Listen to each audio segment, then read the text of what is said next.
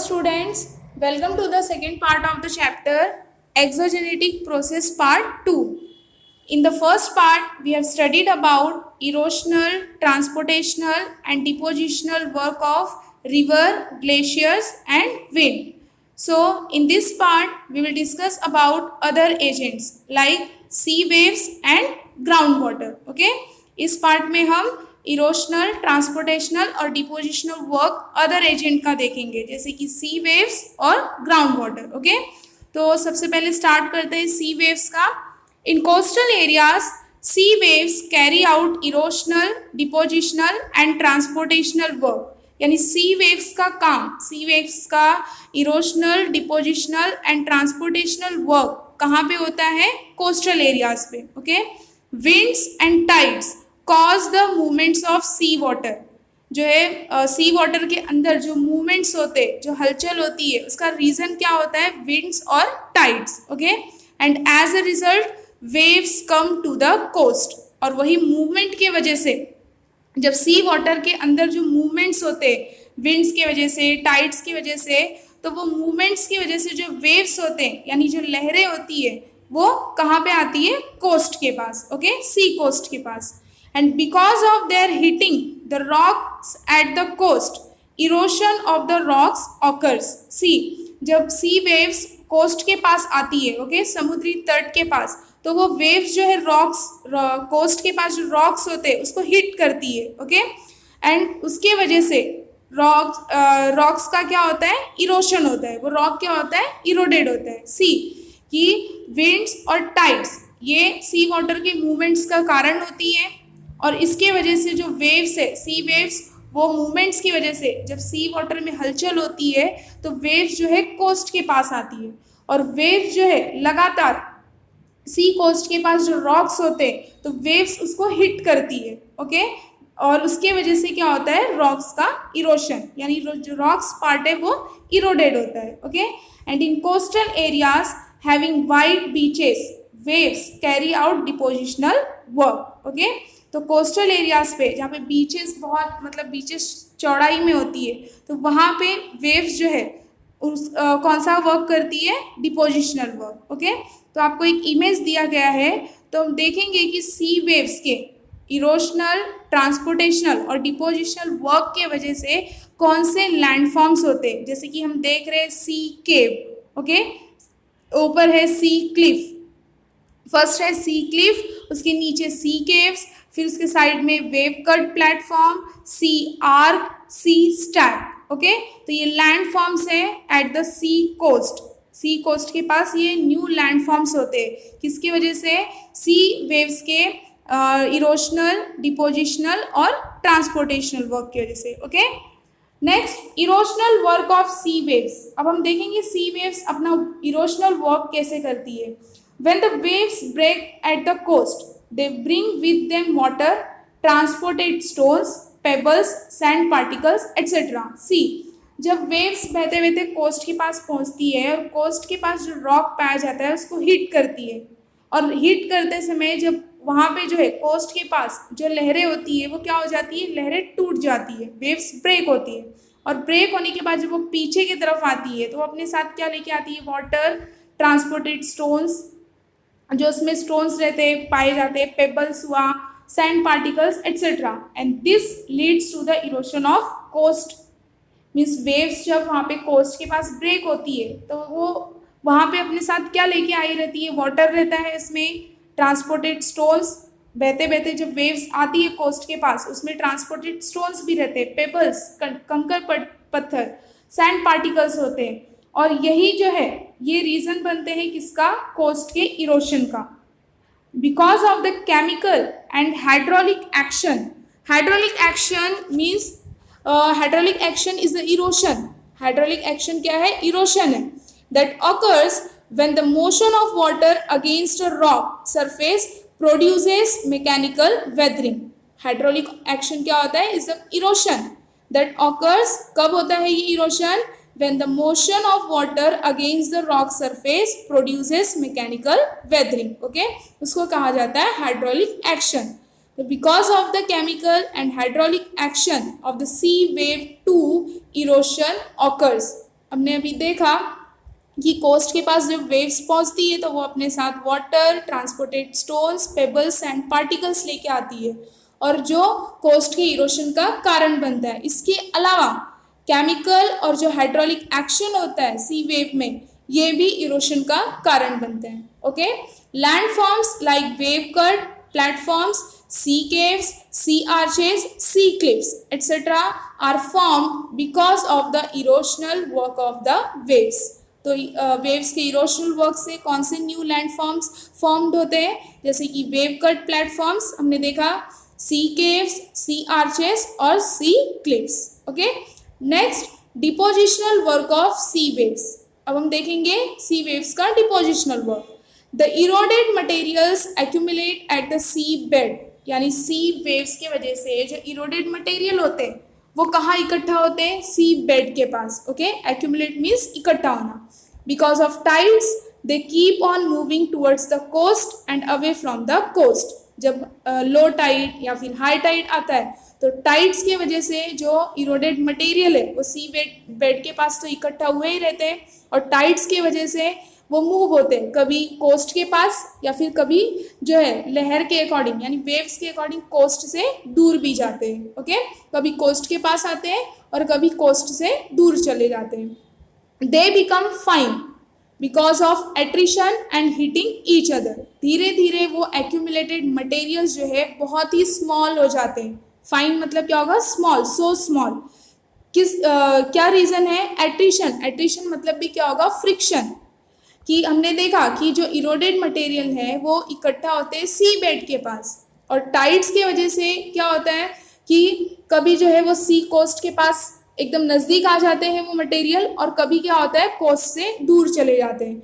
तो जब ऐसा प्रोसेस होता है तो वो एक दूसरे को क्या करते हैं, हिट करते हैं। ओके, और फ्रिक्शन होता है और फ्रिक्शन और हीटिंग ईच अदर, एक दूसरे को हिट करने की वजह से वो मटेरियल बहुत ही स्मॉल हो जाते हैं।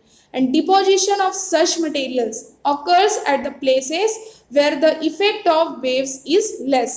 और ऐसे मटेरियल्स का डिपोजिशन हमें कहाँ देखने के लिए मिलेगा, कौन से प्लेस पे, जहाँ पे सी वेव्स का इफेक्ट यानी उसका जो असर है बहुत ही कम होगा। Landforms like beaches, sandbars, lagoons are formed due to depositional work of sea waves. तो सी वेव्स के डिपोजिशनल वर्क से कौन से लैंडफॉर्म्स होते हैं, बीचेस, सैंड बार्स और lagoons. Okay, see the image. ये इमेज है, पिक्चर्स जो सी वेव्स की वजह से हुआ है। ओके, सी वेव्स के इरोशनल, ट्रांसपोर्टेशनल और डिपोजिशनल वर्क की वजह से। तो फर्स्ट इमेज है सी आर्च। ओके, उसके साइड में सी क्लिफ जो हम देख रहे हैं। Third sea caves. Okay, next wave cut platform. Next lagoon. Lagoon जो है सी के अंदर ही होता है, एक ओपन स्पेस। ठीक है, जो सी के अंदर ही होता है और वो स्पेस पूरा कैसे होता है, लैंडलॉक नहीं होता है, वो पूरा ओपन होता है। ओके, तो उसको क्या कहा जाता है, लगून। ये भी लैंडफॉर्म है, सी के अंदर एक लैंडफॉर्म है। नेक्स्ट है सैंड बार और last one is beach. Okay, next work of ground water and landforms produced. हम लास्ट एजेंट के बारे में पढ़ रहे हैं, ग्राउंड वाटर। ओके, और उसके वजह से कौन से न्यू लैंडफॉर्म्स होते हैं। The rain water seeps below the earth surface through porous rock और cracks in the rocks. See, जब बारिश होती है, जब रेनफॉल होता है तो जो रेन वाटर है वो अर्थ सरफेस के नीचे जाता है, मीन्स वो पानी सोखते हुए जो है अर्थ सरफेस के नीचे जाता है। तो जब वो अर्थ सरफेस के नीचे जाता है तो वो किसके थ्रू जाता है, पोरस रॉक्स और क्रैक्स इन द रॉक्स। अंदर जो रॉक्स पाए जाते हैं और सरफेस के अंदर भी रॉक्स पाए जाते हैं। तो पोरस रॉक क्या मतलब क्या होता है कि जो रॉक जो है पानी सोख रहा है। ठीक है, जैसे एग्जांपल है पोरस रॉक का pumice rock. Pumice rock is an example of porous rock. Most of the part of this rock is trapped by air.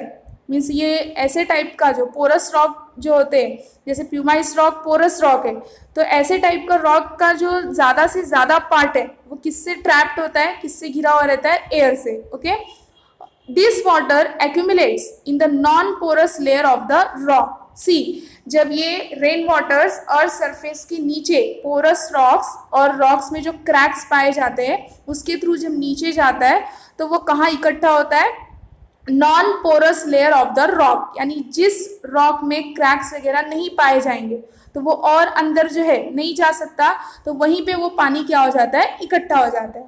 And this accumulated water is called ground water. और जब non porous layer, rock के non porous layer पे जब वो पानी accumulate होता है, water accumulate होता है, तो उसको क्या कहा जाता है, ground water. Okay, the soluble minerals in the water get dissolve and flow with the ground water.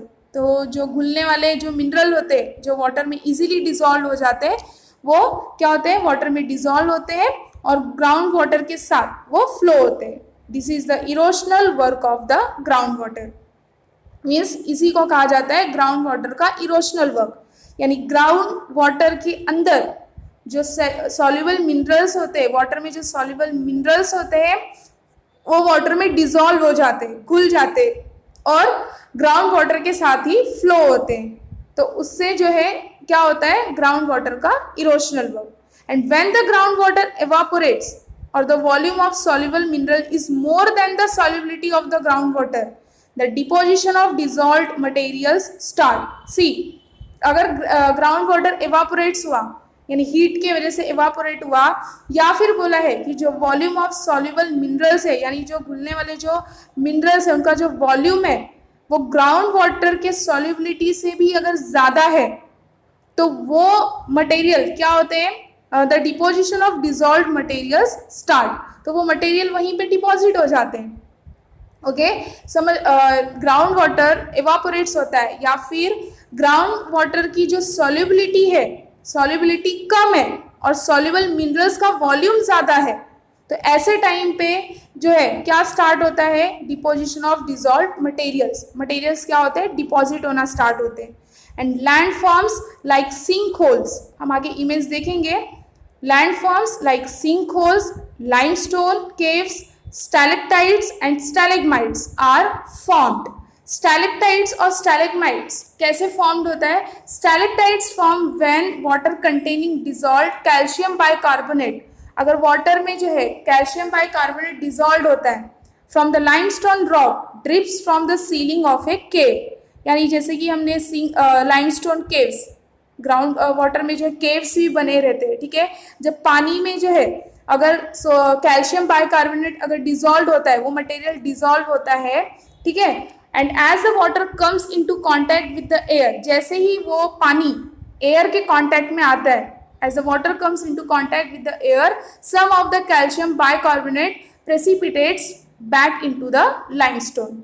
तो उसमें से जो डिजॉल्व मटेरियल है, यानी जो कैल्शियम बाइकार्बोनेट है, वो क्या होता है कि बैक जो है लाइमस्टोन एरिया में जो है प्रेसिपिटेट करता है। जैसे कि अगर हम रखते एक बॉल में जो है पानी रखते हैं, ठीक है, उसमें नमक डालते, नमक जब डालेंगे तो नमक क्या होगा, घुल जाएगा, लेकिन जब उसको सन हीट के मतलब जब बाहर रखेंगे सन हीट के अंदर, तो वो पानी क्या होगा, एवापोरेट हो जाएगा, लेकिन उसमें जो नमक है वो बच जाएगा, हमें वाइट कलर का दिखाई देगा। वैसे ही क्या होता है, कैल्शियम बाइकार्बोनेट जो है वो उसमें जो वाटर में जो वो डिसॉल्व हो चुका है, ठीक है, लेकिन जैसे ही वाटर एयर के कांटेक्ट में आता है तो कैल्शियम बाइकार्बोनेट जो है वापस से प्रेसिपिटेट होगा बैक, कहाँ पे, लाइमस्टोन पे। तो वहीं पे क्या फॉर्म्ड हो जाता है, स्टैलेक्टाइट्स और स्टैलेगमाइट। ओके, आगे हम इमेज देखेंगे कि स्टैलेक्टाइट और स्टैलेगमाइट्स कैसे होता है। Thus, the groundwater carries out the erosion, transportation and depositional work। तो इस तरह से ही जो है, जैसे कि हमने रिवर, ग्लेशियर, सी वेव्स, विंड का देखा कि उनका इरोशनल, ट्रांसपोर्टेशनल और डिपोजिशनल वर्क होता है, वैसे ही ग्राउंड वाटर का भी होता है। Okay, next, ground water table. ये आपको एग्जाम में जो है 1 मार्क्स के लिए, 1 सेंटेंस के लिए 1 मार्क्स के लिए पूछ सकते हैं। ओके, कि what is ground water table. The upper surface of the water accumulated below the ground is called the water table। पहले हम देखेंगे कि water table क्या है। जो water का upper surface of the water, अगर water का जो upper surface है जो water का, वो accumulate होता है ground के नीचे, below, तो उसको क्या कहा जाएगा, water table। Factors like seasons, porosity of rocks, amount of rainfall, etc. affect the level of water table। हमने देखा है, मीन्स क्या बोला है कि वाटर जो है जब ग्राउंड के अंदर जाएगा और वहां पे जो इकट्ठा होता है तो उसको वाटर टेबल बोलते हैं। लेकिन ये फैक्टर्स है, जैसे सीजन्स, सीजन्स मीन्स क्या होता है कि समर सीजन में पानी क्या हो जाता है, पानी का लेवल कम हो जाता है, बारिश तो होती नहीं है, पानी का लेवल कम हो जाता है, तो वाटर टेबल का लेवल भी क्या होगा, कम होगा। और मोस्टली तो होता है कि पानी सूख जाता है। तो ये फैक्टर्स है, सीजन्स, या फिर पोरोसिटी ऑफ रॉक्स, कि वो ग्राउंड के अंदर कौन से टाइप का मतलब रॉक पाया जा रहा है, नॉन पोरस है या फिर पोरस है। अमाउंट ऑफ रेनफॉल, अगर बारिश ज़्यादा हो रही है, मतलब लार्ज अमाउंट में अगर रेनफॉल हो रहा है तो क्या होगा, वाटर टेबल जो है राइज होगा, वाटर टेबल का लेवल जो है वो बढ़ जाएगा। ठीक है, तो ये फैक्टर्स हैं जो वाटर टेबल का के लेवल पे अफेक्ट करते हैं, जैसे कि seasons, porosity of rocks, amount of rainfall. The water table is closer to the ground during rainy seasons while it is deeper in the summers.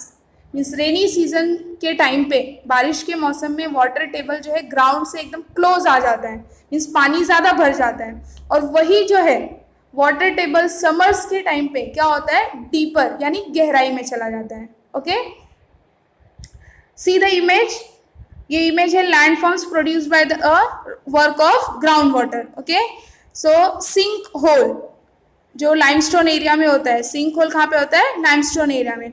और नेक्स्ट इमेज है stalactite and stalagmite cave.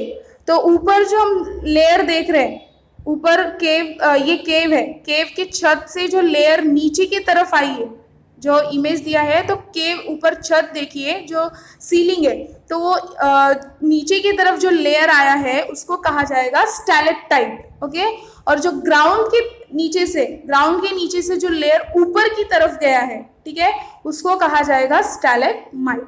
Okay, hope you understood this part also. Thank you for watching this video.